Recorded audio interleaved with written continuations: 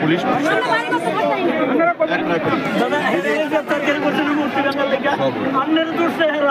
আমার কথা শুনেন না। আরে আগরতলার থেকে দৌড়ে আইছি, কথাটা শুনেন। এই সরকারটা তো আপনাদেরও তো, আমাদের সকলের সরকার তো, এইসব করে তো সরকারের বদনাম হয়। কি করতাম না, পুলিশ অ্যারেস্ট করছে, এখন আমরা আইনি ভাবে দেখুন। তর্ক করবেন না, বিনা কারণে না, যেই কারণে পুলিশ এখন তদন্ত ক্রমে বাইরিব। পুলিশ পুলিশের ডিউটি করছে, দেশে তো আইন কানুন ব্যবস্থাও তো একটা আছে। সরকারটা তো প্রত্যেকের, সরকারটা তো বাঁচাইতে হইব। মুখ্যমন্ত্রী প্রশাসন এটা কালিমালিপ্ত করা যেত না। হাজার হাজার গাড়ি আটকে গেছে, স্কুল স্টুডেন্ট, পেশেন্ট, কর্মচারী, তারা অফিসে যাইতে পারতেছে না।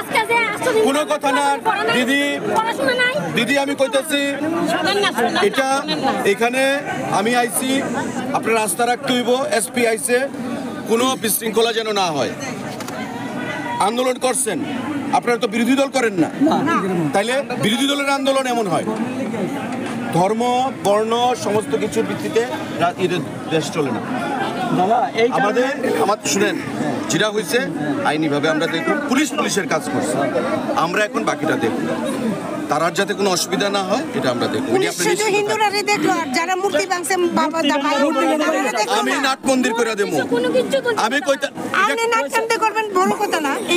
যারা মূর্তি ভাঙছে। এখন কি করবেন? রাস্তা বয়ে থাকবেন?